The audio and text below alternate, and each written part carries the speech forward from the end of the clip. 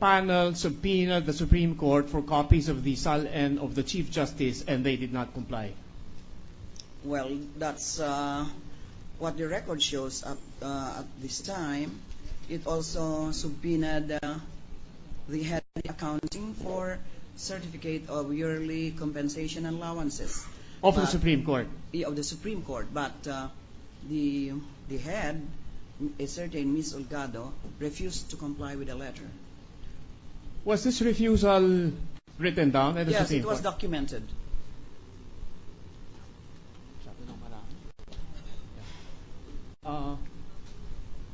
Aside from the Supreme Court, who else? The House of Representatives Electoral Tribunal, because the respondent was one-time member or chair of the House of Representatives Electoral Tribunal, and the Electoral Tribunal complied. Aside from you mentioned the Supreme Court, the BIR, did the panel? Yes, they asked also for some data from the BIR, but the BIR had not applied up to the moment. Which other agencies did you? The House of Representatives Electoral Tribunal.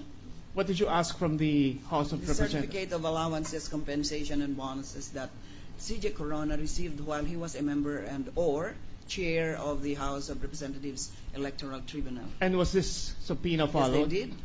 They complied. They complied. Aside from the House of Representatives, who else did you subpoena? The Secretary of the Philippine Senate.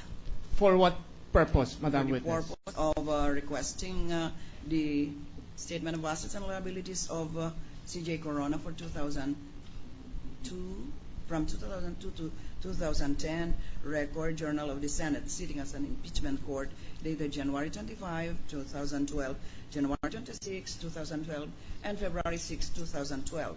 Bank certifications, dated February 7, 2012, from PS Bank, Katipunan Branch, pertaining to the balances of the peso accounts as of December 31, 2009. Counsel, what is the purpose of this line of question?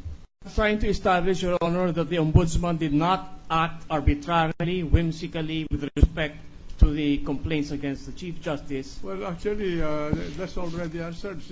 The Ombudsman said they are conducting an inquiry about the Chief Justice, so much so that they've written a letter to him to answer, to give an answer in 72 hours.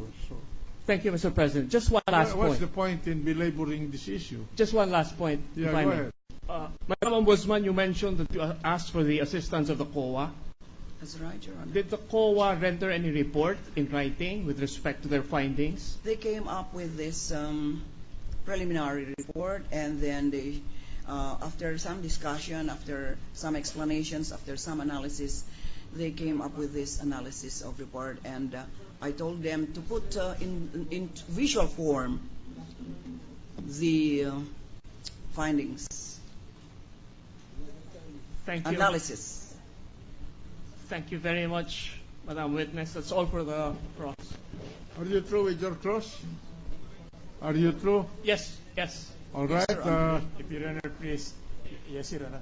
We are with the defense ready to do a redirect. Yes, Your Honor. May we request a 1 minute, one long minute recess? One long minute recess. Thank you, Your Honor. We request the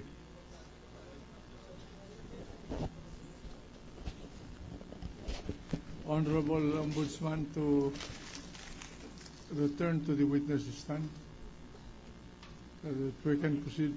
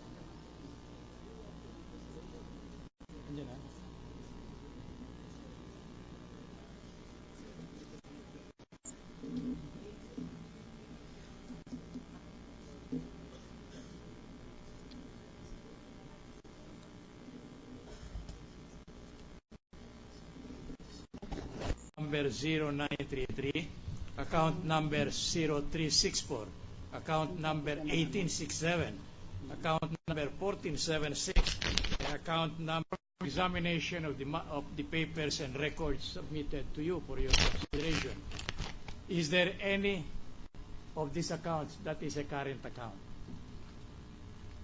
You also There's no indication here, Your Honor. so you will not be able to tell the court. Yes, if it's a which- checking account or a savings account or a time deposit. No, but you will agree with me that insofar as a checking account is concerned, although you are, as you said, you are not trained in millions, but let's say small accounts, Your Honor, the deposit in that particular account is evidenced by a deposit slip. If you deposit, Current account, yes. yes, whether in cash or in check. Correct, Your Honor. That's correct. Yes, that's correct, Your And Honor. in withdrawals, there is also that withdrawal slip signed by the depositor. If you withdraw it, you withdraw cash, Yes. then it's covered by a withdrawal slip. Correct. If So that- the withdrawal is via check, then you have the check. That is proof that that amount was debited from the current account. Correct. And if it is a plain savings account or ordinary account, it is covered, or the deposit is covered by a bank book supplied by the bank. Hindi na uso ngayon ang bank book, Justice Cuevas. Yes, but I'm not asking you about the uso. Mhm. It is still practice. No, not all banks issue passbooks. Well, actually, but if there is a passbook, the passbook must be presented for purposes. A card where you can use it as cash when you purchase something, you just pin your number, and that's already debited from your account. I'm not going that far, Madam Ombudsman. Yes, sir. I'm only up to that extent Mm. where a withdrawal is made, and the deposit from which the withdrawal is being made is an ordinary savings account or ordinary account. Again, I qualify my answer, Yes. Justice Cuevas. If you withdraw it, you want cash, you have this withdrawal slip. Or if you don't need the withdrawal slip, you go to the ATM and just pin and pin and pin, and then you'll get a receipt. Now, are you coaching him? I'm also a lawyer.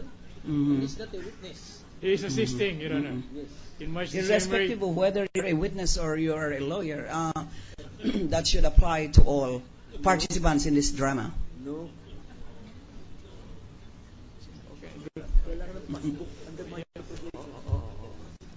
I understand that Yes. even in ordinary cases, a passbook is required.